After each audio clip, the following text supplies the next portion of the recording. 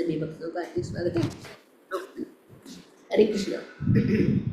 इस श्लोक को सुनकर हमें आश्चर्य लगता है। जैसे श्लोक के अनुवाद में नारद मुनि प्राचीन वरिष्ठ को बता रहे, क्या बता रहे हैं? राजा मनाने में अत्यंत निपुण था, अतः उसने रानी को धीरे धीरे मनाना प्रारंभ किया। पहले उसने उसके दोनों पांव छुए, फिर उनका आलिंगन किया और अपनी गोद में बैठाकर इस प्रकार कहना प्रारंभ किया। और तात्पर्य में, एक अनुवाद में और तात्पर्य में विरोधाभास दिखता है हम लोग को। ये तात्पर्य में कुछ अलग है। और इसमें अभी तक हम लोग श्लोक संख्या 10 से लेके हम लोग देखते आए। श्लोक संख्या 10 से राजा पुरंजन आखेट के लिए जाता है, बिना रोक टोक से पशुओं का वध करता है, फिर थक के वापस आता है, वापस आके नहा के भूख प्यास से मिटा के अपने आप को सुंदर रूप से अलंकार करके श्रृंगार करके और किधर निकलता है? रानी के ढूंढने निकलता है। इधर से हम लोग देख रहे हैं। अभी पिछले श्लोक में हम लोग देखा है, तो पिछले श्लोक में हमने क्या जान लिया? दुखित हृदय से राजा अपने रानी से अत्यंत मीठे शब्द कहने लगा। यद्यपि वह दुखी था और उसे प्रसन्न करने का प्रयास कर रहा था, किंतु उसने अपने प्राणप्रिय पत्नी के हृदय में क्रोध का एक भी लक्षण नहीं देखा। इधर अभी हम लोग इस श्लोक द्वारा हम लोग देख रहे हैं, प्रभुपाद जी हमें बता रहे, प्रभुपाद जी हमें शिक्षा दे रहे हैं, जो भी अपने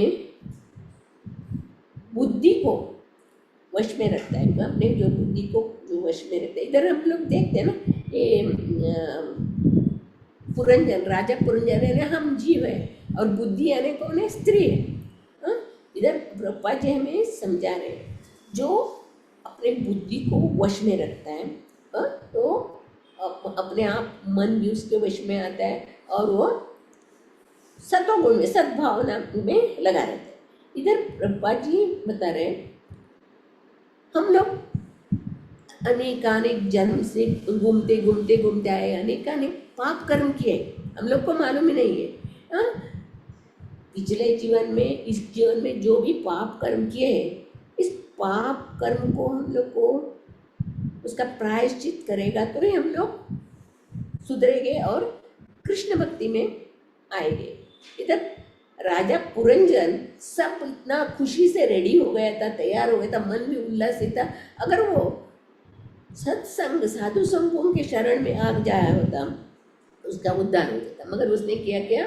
रानी इधर रूपक के द्वारा दिखाया।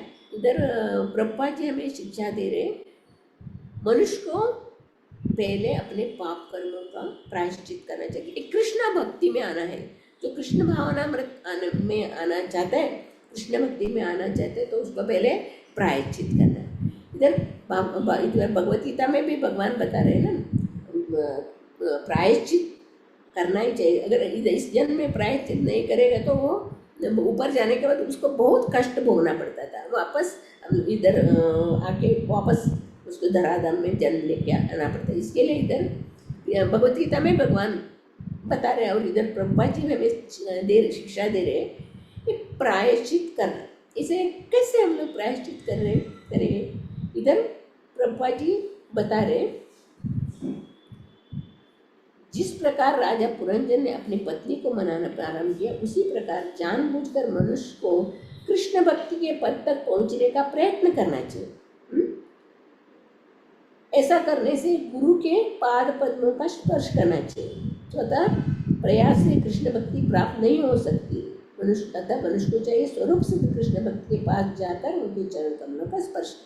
इधर हम लोग देखते हैं, राजा पुरंजन रानी का स्पर्श, इधर बता रहे बुद्धि को हम लोग वश में लाना चाहिए। बुद्धि को हम लोग बार उसको शिक्षा देना चाहिए। देख, कृष्ण भक्ति छोड़ के, भगवान का भक्ति छोड़ के इधर उधर मत भटक। अगर हम लोग बुद्धि को वश में रखेंगे तो मन भी वश में आ जाएगा। अगर बुद्धि को हम लोग शिक्षा नहीं देंगे, बुद्धि को ठीक से हम लोग प्रशिक्षित नहीं करेंगे, तो मन क्या रहेगा? अपना मनमाना ढंग से चलेगा, मनमाना। मन मना नहीं बनेगा, मन माना तरफ से अपने मन माने से करेगा। इधर तात्पर्य में प्रभुपाद बता रहे प्रायश्चित, प्रायश्चित करना हर एक को जरूरी है। कैसे प्रायश्चित करेंगे? इधर हम लोग भागवतम में अजामिल के कथा से देखते हैं ना। अजामिल पहले कितना अच्छा शुद्ध ब्राह्मण था, भक्त था, अपने माता पिता घर गृहस्थी भगवान का सब कितने अच्छा से सेवा करता। अचानक उन्हें जंगल में वेश्या का देखकर, सिर्फ उसको देखते उसका मन कितना बदल गया। फिर उसको पूरा पतित हो गया, फिर वेश्या के साथ रहने लगा, वेश्या के साथ उसको बच्चे हो गए। फिर उसने छोटे बच्चे को नाम नारायण रखा। और मृत्यु के समय, जब मृत्यु आ गया, मृत्यु के समय उन्होंने यमदूतों को देखा। यमदूतों को देखते ही वो डर के अपने पुत्र को बुलाया, नारायण को बुलाया। हाँ, नारायण को बुलाए तो तुरंत यमदूत के साथ साथ विष्णुदूत भी आ जाते। विष्णुदूत और यमदूत के दोनों के बीच में वो चर्चा अजामिल सुनता है। विष्णुदूत बोलते हैं यमराज को, इनको हाथ मत लगाना चाहिए, आप हाथ मत लगाए। तो यमदूत बता रहे ये पापी है, इतना पाप कर्म किया, सब खाता सब भर गया उसका पाप कर्मों से, इसको तो शिक्षा मिलना ही चाहिए। तभी विष्णुदूत बोलते नहीं, जब मरते वक्त उसका मुंह से नारायण नाम आ गए तो उसको विष्णु लोक ही चले, वैकुंठ लोक ही जाएगा। तभी यमदूत चले जाते। फिर उस समय अजामिल ने वो दोनों विष्णु भक्तों का संग में आके उनसे जो बात सुनते हैं, उसके मन में एकदम पश्चाताप शुरू हो जाता। अरे मैंने क्या कर दिया, मेरा इतना सुंदर जीवन था, मेरा जीवन व्यर्थ गया। इसके लिए पश्चाताप हो जाता है। पश्चाताप से ही बताते ना, पश्चाताप करने से ही हमारा जो मन में गलत दूषित चेतना वो नष्ट हो जाता है और हमारा शुद्ध भक्ति को प्राप्त करते हैं। इधर पश्चाताप, इसके लिए प्रभुपाद जी बोले पश्चाताप हम लोग जन्म से लेके शास्त्र में लिखा है 7 बरस तक हमारे हाथ से कितने सारे पाप हो जाते, जाने अनजाने, हाँ, काया वाचा मन से कितना सारे पाप हो जाते, पर हम लोग को मालूम ही नहीं रहता है। जानबूझ के भी हमारे हाथ से पाप होता है। इस पाप को हम लोग को प्रायश्चित करना है। प्रायश्चित कैसे करेंगे? प्रभुपाद जी ने इस स्टेप किया है, एक सोपान के। पहले क्या करना चाहिए? हम लोग को पश्चाताप करना चाहिए। पश्चाताप करने से क्या होता है? हम लोग को साधु संग मिलते हैं। पश्चाताप के बाद हम लोग को गुरु की याद आता है, गुरु के पास। ऐसे जब ये इधर भगवत गीता का, इसमें भी हम लोग फर्स्ट चैप्टर में देखते हैं ना, जब भी अर्जुन अपने सगे संबंधियों को मारने के लिए लड़ाई के मैदान में खड़ा है, तब मोहग्रस्त हो जाता है। मोहग्रस्त हो जाता है तो क्या करता है वो? नहीं, मैं नहीं लड़ाई करेगा करके सब अस्त्र शस्त्र रख के भगवान कृष्ण के शरण में आता है। बोलता है कार्पण्य दोष पहत स्वभाव प्रचामी तो हम धर्म से मूढ़ चेत यश्रेयसा निश्चितम ब्रूहि धर्मे शिष्यस्ते हम शादी माम तो प्रपन्न। मैं अपने कृपण दुर्बलता के कारण मेरा धैर्य खो चुका हूँ, मेरा सब शरीर जल रहा है, नष्ट हो रहा है। कृपया आप मुझे अपना शिष्य स्वीकार कीजिए और मुझे उपदेश दीजिए। अर्जुन भगवत गीता में बता रहे। इधर इसी प्रकार हम लोग जब पश्चाताप करते हैं, पश्चाताप करने के बाद हमारे अंदर अरे मैंने इतना मेरा जीवन व्यर्थ गवाया, इसके लिए वो गुरु के शरण में जाना चाहिए। परंपरागत गुरु को ढूंढ के उनके शरण में जाना चाहिए। हरि बोल धीरेन्द्र।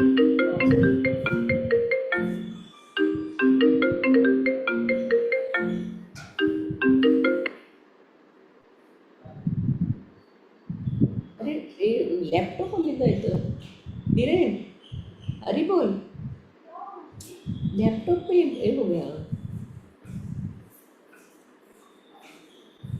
साधु चरण इसको सॉरी, हरे कृष्ण, हरे कृष्ण। और जब हम लोग पश्चाताप के गुरु के चरण में जाते हैं, गुरु का ये सेकंड है। फर्स्ट पश्चाताप करना, सेकंड दूसरा गुरु के चरण का स्पर्श करना। गुरु के चरण को स्पर्श, हम लोग कैसे गुरु के चरण को स्पर्श करें? प्रभु जी लोग तो गुरु के चरण स्पर्श करें, माता जी लोग कैसे करें? तो गुरु का चरण का स्पर्श है, गुरु का आश्रय ले, गुरु के आश्रय लेना। गुरु के आश्रय में जाते हैं, गुरु हमें ज्ञान देते, गुरु हमें ज्ञान देते। गुरु के चरण में जाके हम लोग ये करते हैं ना, तद्विधि प्रणिपातेन परिप्रश्नेन सेवा उपदेशन्ति ते ज्ञानं ते ज्ञानिनः तत्त्वज्ञानं। गुरु के शरण में जगह मन से उनकी गुरु की सेवा करना चाहिए। प्रणिपात, प्रणिपात ने गुरु के चरण का स्पर्श करना। प्रणिपात परिप्रश्न, हमारे अंदर मन में कितने सारे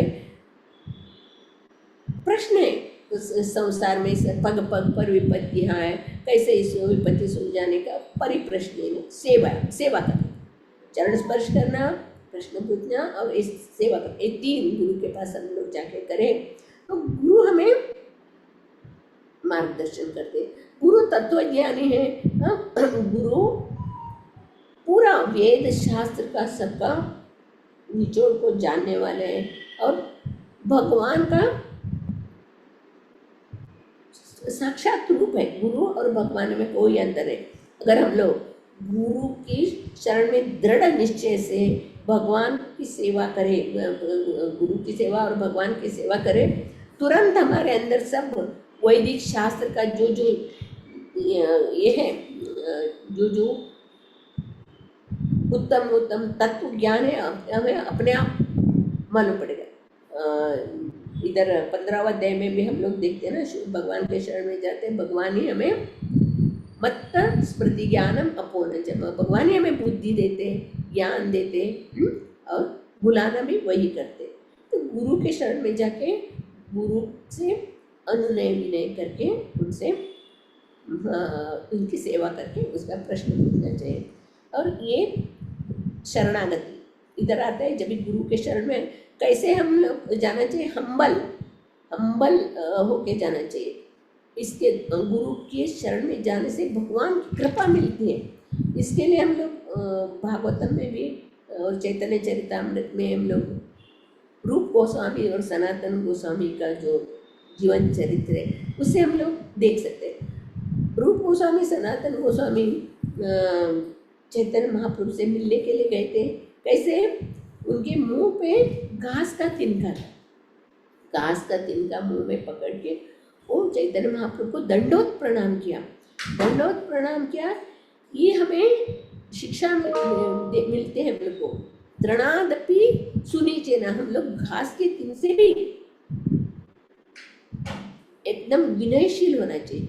रूप गोस्वामी सनातन गोस्वामी तो इतने बड़े शुद्ध भक्त हैं, वो हम लोग उनका जीवन चरित्र जानते, मगर उन्होंने चैतन्य महाप्रभु की शरण में जाके उनसे प्रश्न पूछा। महाप्रभु, सब लोग हमें पंडित पंडित बोलते हैं, मगर हम लोग कौन है हमें ही मालूम नहीं, हम कौन है हमें ही मालूम नहीं करके तभी चैतन्य महाप्रभु उनको शिक्षा देते। जीवेर स्वरूप है कृष्णेर नित्य दास, हम लोग कौन है? भगवान का नित्य दास है। हम लोग का कर्तव्य भगवान का सेवा करना, ये हमारा कर्तव्य।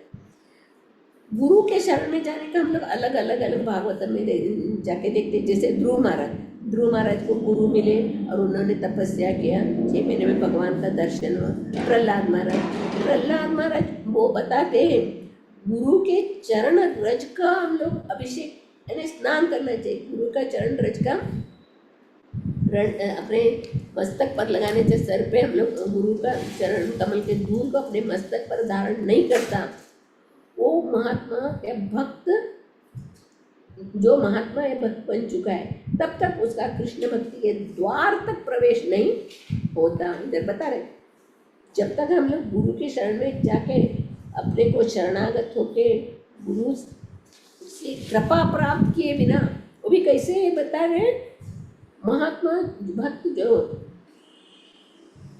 कृष्ण भक्ति महात्मा महान आत्मा है, जो भगवान का साक्षात्कार कर लिया, ऐसे काया वाचा मनसा भगवान का साक्षात्कार कर लिया, ऐसे गुरु के शरण में जाके आत्म समर्पण करने से क्या होता है? शरणागति का पहला ये फर्स्ट हम लोग प्रायश्चित किया, देख सेकंड गुरु के शरण में गए और गुरु का चरण स्पर्श करके और पूर्ण अपने आप को पूर्ण गुरु के चरण में समर्पित करना है। और समर्पित करने से आत्मसमर्पण का जो ये है शुरू होता है। जब हम लोग गुरु के चरण में आत्मसमर्पण करते ही धीरे धीरे धीरे हमारे अंदर जो पाप कलमश जो रहता है और उसको गुरु दूर करके हमारे अंदर ज्ञान का प्रकाश फैलाते हैं। हम लोग हम श्लोक पढ़ते हैं ना, हम लोग ओम अज्ञानतिमिरान्धस्य ज्ञानांजन शलाका चक्षुरुन्मिलितं तस्मै श्री गुरुवे नमः। अंधकार से डूबा हुआ मुझे मेरे गुरु ने ज्ञान का अंजन लगा के मेरा आंख खुला के ऐसे गुरु को मैं प्रणाम। गुरु के शरण में जाके शरणागत होता है, गुरु से दीक्षा ली, यानी गुरु के शरण में हम लोग समर्पित हो गए, गुरु के शरण समर्पित। सिर्फ दीक्षा लेने से मतलब नहीं, दीक्षा के साथ शिक्षा, गुरु हमें दीक्षा के साथ शिक्षा भी देते हैं। वो शिक्षा क्या है? हम लोग को नियम का फॉलो करना, 4 नियमों का फॉलो करना, हरे कृष्ण महामंत्र का जप सतत जप करना और अर्चा विग्रह सेवा करना, भगवद गीता भागवतम का पाठ करना, सत्संग में रहना और अपने हमको दूसरों को भी एक भगवान के भक्ति के बारे में, भगवान का रूप लीला गुण की कथा दूसरों को भी उसको बताना, एक हमें गुरु शिक्षा देगी। अभी हम लोग गुरु के शरण में जाने का और एक उदाहरण हम लोग देखते हैं। राजा प्रतापरुद्र इतने बड़े राजा, वो एक बार चैतन्य महाप्रभु का दर्शन करना चाहते। चैतन्य महाप्रभु वो कितना तड़फड़ते, मुझे एक बार चैतन्य महाप्रभु का दर्शन करना है। भक्त थे वो भी, भक्त थे, मगर नहीं, चैतन्य महाप्रभु ने ना बताया नहीं, मैं कोई भौतिक जीवन में जो लिप्त है उनको मैं दर्शन नहीं दे। तो राजा प्रतापरुद्र का ये देख के सार्वभौम भट्टाचार्य के पास जाके मिलते, राजा प्रताप मुझे एक बार महाप्रभु का दर्शन करना है, मुझे कृपा करके मुझे एक बार दर्शन दिलाइए न करके। तो सार्वभौम भट्टाचार्य उसको समझाते, तो ऐसे करना चाहिए, तुम सब भगवान भक्तों के चरण छूना चाहिए और गोपी गीत का तुम्हें मिलन करना चाहिए, तो एक दिन तुम्हें आएगा महाप्रभु का दर्शन होएगा करके। तो जगन्नाथ रथ यात्रा शुरू हुआ। जगन्नाथ का रथ यात्रा का एकदम महाप्रभु अपने सब संगियों को लेके आए थे। तभी राजा प्रतापरुद्र जगन्नाथ के सामने, रथ के सामने झाड़ू लेके कचरा झाड़ू से साफ कर रहा था, रास्ता साफ कर रहा था। तो चैतन्य महाप्रभु देखे उनके ऊपर, उनको बहुत कृपा बरसाई। राजा होके भगवान के रथ के सामने झाड़ू लगा रहे थे, तो फिर भी उन्होंने कुछ अपना भाव व्यक्त नहीं किया। फिर रथ यात्रा खत्म होने के बाद उधर एक बड़ा उद्यान, जगन्नाथ का उद्यान था। उद्यान में सभी चैतन्य महाप्रभु और उनके सब संगी लोग भक्त लोग उस उद्यान में विश्राम कर रहे थे। तो तभी सार्वभौम भट्टाचार्य प्रतापरुद्र को बोलते, अभी जाओ, अभी तुम जाके महाप्रभु से मिल सकते। तभी राजा प्रतापरुद्र एक सादा सा कपड़े पहन के उस उद्यान में प्रवेश करते और उधर उस उद्यान में जितने जो भक्त थे सभी को दंडवत प्रणाम करते, सभी का दंडवत प्रणाम करते करते करते चैतन्य महाप्रभु के सामने आके प्रणाम करते। और तभी वो गोपी गीत गाते रहते थे। उसमें गोपी गीत में जो भी गाते गाते वो उद्यान में प्रवेश किए थे। तब 9वां जो गोपी गीत का श्लोक आया था, तभी चैतन्य महाप्रभु के चरण छुए उन्होंने। तभी उन्होंने उस 9वां क्या कथा श्लोक, तव कथामृतम तप्त जीवनम कविभिरीडितम कल्मषापम श्रवण मंगलम श्रीमदाततम विगृह्णन्ति ते भूरिदा जना। ये श्लोक प्रताप ने बोली, चैतन्य महाप्रभु हर्षित होके खुशी से राजा प्रतापरुद्र को आलिंगन किया और बहुत बहुत उसकी प्रशंसा की गोपी गीत का। फिर चैतन्य महाप्रभु उसको पूछते, आप कौन है, आप कौन हो करके पूछते। तो राजा प्रताप प्रभु बोलता है मैं दासानुदास हूँ, मैं दासानुदास हूँ करके, मैं दासानुदास। इधर हम लोग चैतन्य महाप्रभु की कृपा कैसे, गुरु की कृपा से ही भगवान की कृपा होता है। उन्होंने क्या किया, राजा प्रताप ने क्या किया, सभी भक्तों का चरण का स्पर्श करके, चरण को प्रणाम करके करके करके बाद में उसको गुरु का भगवान का दर्शन हुआ। देखते ना, गुरु के द्वारा ही हम लोग को भगवान का दर्शन होता है। गुरु हमें क्या करते हैं, अपने कृपा के द्वारा हमें ऐसे हमारा मार्ग प्रशस्त करते, सीधे भगवान के पास जाके पहुँचते। भगवान भी बोलते ना, मेरे भक्त मेरे लिए अत्यंत प्रिय नहीं, मेरे भक्तों के भक्त मेरे लिए प्रिय। भगवद गीता में भगवान बताते हैं ना, मेरे भक्त से मेरे भक्तों का भक्त मेरे लिए अत्यंत प्रिय है।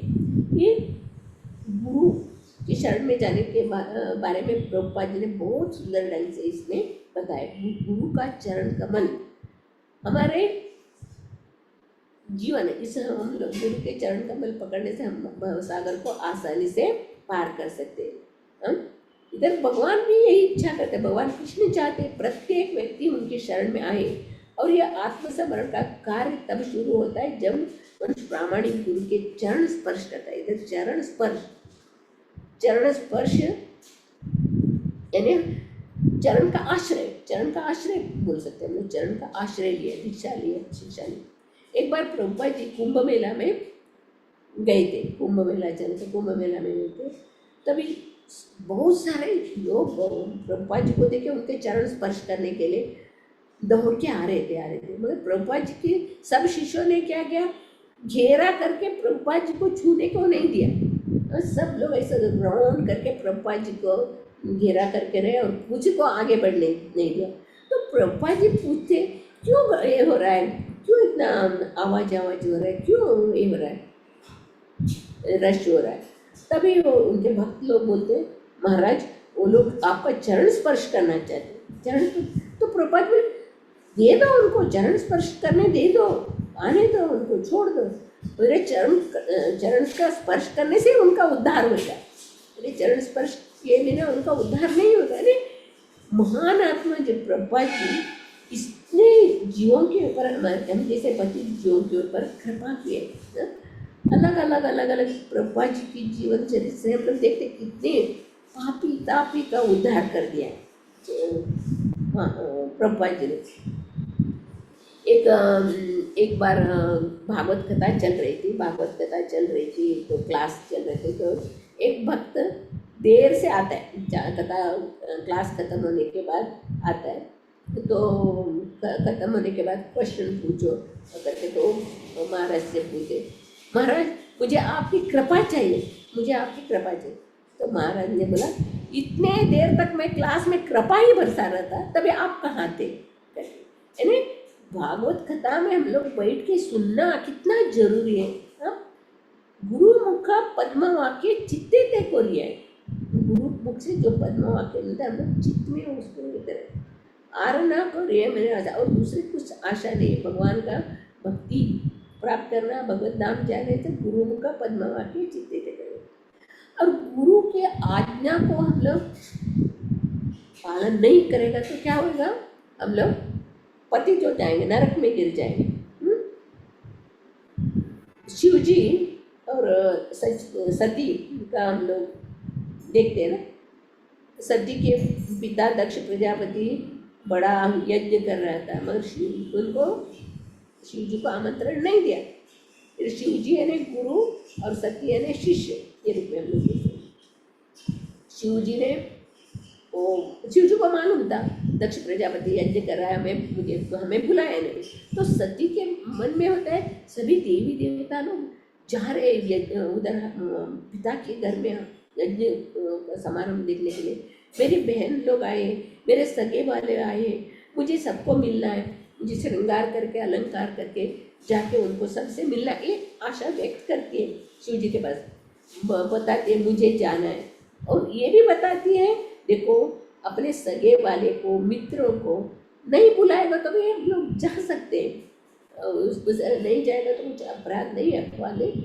भूल गए होंगे, हम लोग जा सकते हैं, हम लोग जाएंगे जाएंगे करके शिव जी को बहुत आग्रह करते हैं। शिव जी ने बोलता नहीं, उसको भी बोलता तुम भी मत जाओ, अगर उधर जाके तुम्हारा अपमान होएगा, अपमान यानी मृत्यु के बराबर है। तो बहुत समझाते हैं सच्ची को, तो सच्ची मानती, सती मानती नहीं, सती मानती नहीं। वो मन में इच्छा प्रबल होता है ना, तो इच्छा प्रबल होता है तो कैसे हम लोग उसको पूरा करने के लिए चले जाते हैं। वैसे सती ने गई पिताजी के यज्ञशाला में गई, देखी माँ अकेले उनसे बात की, पिताजी बात नहीं किया तो उसको अपमान होगा, अपमान के कारण उसको यज्ञ कुंड में अपने आप को समर्पित कर दिया।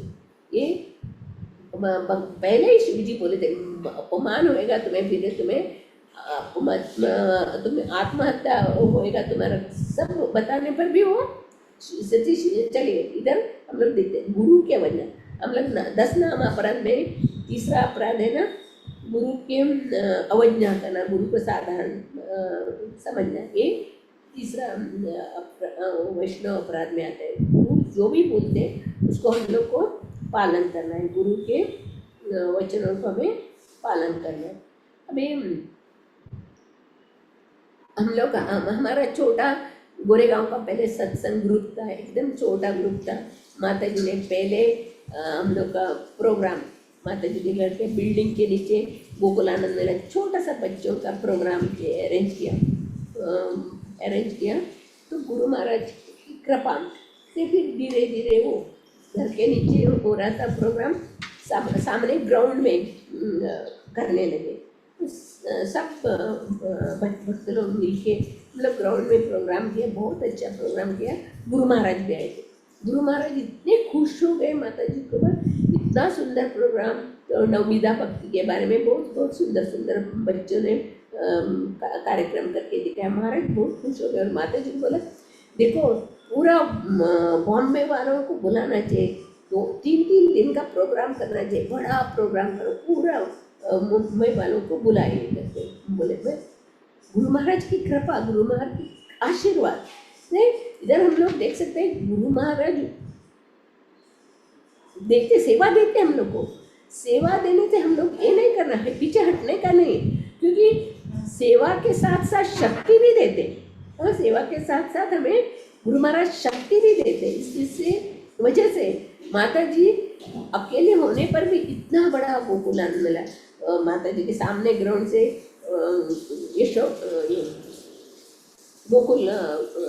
गोकुलधाम स्कूल में, फिर उसके बाद हमारा बड़ा ग्राउंड में प्रोग्राम हुआ और महाराज इतने खुश हो गए थे हमारा प्रोग्राम गोकुलानंद मेला देख के, बहुत खुश हो गए थे और बोल रहे थे पाश्चात्य देश में भी इस सब मैं सबको बताएगा, इतना बड़ा सुंदर प्रोग्राम हो रहा है, इतना बड़ा सुंदर प्रोग्राम होते।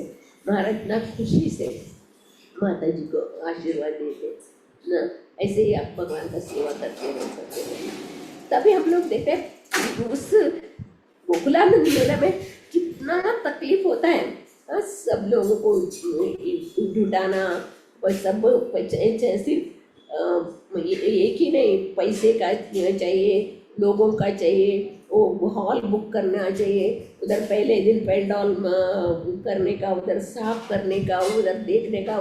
बच्चे लोग जाके उधर सब रात को सो जाते थे और दूसरे दिन रथ यात्रा करके प्रसाद बांटना, फिर उसके नेक्स्ट प्रोग्राम गोकुलानंद मेला था। यानी इतने एकजुट होके हम लोग कर रहे थे, हम लोग को आनंद ही आनंद आ रहा था, किसी को भी ये नहीं होता था।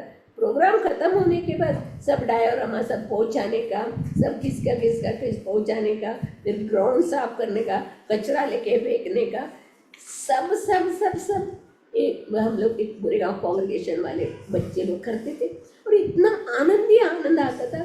अभी मुझे मालूम पड़ता है गुरु की कृपा से ही हम लोग इतना शक्ति प्राप्त करते हैं। गुरु और भगवान में कोई अंतर नहीं है। इधर प्रभुपाद जी के हम लोग इस तात्पर्य से हम लोग जान सकते हैं, निष्ठापूर्वक गुरु की सेवा करने से ही कृष्ण भक्तिमय जीवन का शुभारंभ होता है। तभी गुरु की हम लोग निष्ठापूर्वक, इसमें थोड़ा भी मन में नहीं, अगर गुरु की सेवा दे तो हम लोग हमसे नहीं होएगा, ये सेवा हमसे नहीं होएगा, नहीं कहना चाहिए, क्योंकि इस सेवा जो है कर रहे हैं हम अपने इच्छा से नहीं, ये भगवान की इच्छा से है। और ऑटोमेटिकली हम लोग को शक्ति मिल जाता है, वो सेवा करने से हमें शक्ति मिल जाता है। मगर इससे हम लोग फूलने का नहीं है, हमने किया नहीं। ये जो भी हम लोग कार्य करते हैं भगवान की कृपा से, गुरु की कृपा से हम लोग ये कार्य करते हैं। और जो भी ज्ञान हम लोग प्राप्त करते हैं ये अपने बलवत्ते पर नहीं, गुरु की कृपा से, गुरु की कृपा से हम लोग को भगवान का भक्ति मिलता है। ये हम लोग जानना चाहिए। बहुत सुंदर रूप से प्रभुपाद जी ने इस तात्पर्य में बताया है। जैसे तथाकथित वैज्ञानिक एवं विचारक वास्तव में नास्तिक वे प्रत्येक वस्तु का चरम कारण को नहीं जानते। हर एक वस्तु का चरम कारण कौन है? भगवान है। हम लोग भगवत गीता से पूरा जानते हैं। रेणु तृणकाष्ठ के सबके अंदर भगवान का वास है। और भगवान अंदर बाहर, शब्दों के अंदर, मनुष्य के अंदर, हवा के अंदर, सूर्य के अंदर, पानी के, सबके अंदर भगवान का वास। ये देखते नहीं, सभी कारणों का कारण को ये महान वैज्ञानिक एवं विचारक नहीं जानते। इसके लिए वो मोहग्रस्त रहते, किंतु ऐसे व्यक्ति के चरण कमलों में आत्मसमर्पण करने में हिचकिचाते। आके गुरु महाराज के चरणों में आके समर्पण करने, इसके लिए हिचकिचाते वो लोग, आते नहीं। ये कौन है? ये अपने हनुमान जी का एक भक्त गुरु महाराज का दर्शन करने के रहे थे। गुरु महाराज ने उसको सीधा बताया, तुम्हारा ये क्या है, नाटक बंद करो, तुम्हारा ये नाटक जो है ना बंद करो, और भक्ति का मार्ग, भक्ति को सिखाओ। उसको सीधा बोल दिया। वो बड़ा भक्त बन के आया था। हमारे गुरु महाराज ने उसको सीधा बताया, ये तुम्हारा नाटक गिटक ये सब बंद करके भक्ति को सिखाओ करके बोला। जो शुद्ध भक्त है तो हमारे अंदर का जो सब पाप कर्म को हटा के हमें शुद्ध भक्ति को प्रदान करते हैं। दूसरे, केवल कोरे ज्ञान से कृष्ण भक्ति प्राप्त नहीं की जाती। हम लोग अपने आप से हम लोग कृष्ण भक्ति को प्राप्त नहीं कर सकते। बता रहे यज्ञ दान तप करे थे, भावना नहीं, मनुष्य पावन थे। मगर अब जब तक हम लोग भगवान का शरणागत, गुरु के शरणागत नहीं होते, तब तक हम कृष्ण भक्ति जागृत नहीं होती है। मनुष्य को प्रामाणिक गुरु के शरण में जाना ही होगा। इस विधि से उसे सहायता मिलती है। गुरु के शरण में जाना, गुरु की सेवा करना, गुरु भक्ति से हम लोग को भगवान की कृपा मिलती है। और गुरु महाराज जब हमें दीक्षा देते वक्त जो वचन बोलते हैं, हरिनाम का दीक्षा देते हैं हम लोग, तो हरिनाम की दीक्षा के अंदर ही भगवान की कृपा रहती है। ऐसे हम लोग भगवान का नाम लेने में इतना रुचि रहे। जब भी गुरु की दीक्षा लेने के, गुरु की मुख से हम लोग हरिनाम दीक्षा लेते हैं, तभी तुरंत यानी गुरु के वचन में भगवान का वचन रहता है। गुरु और भगवान दोनों एक ही।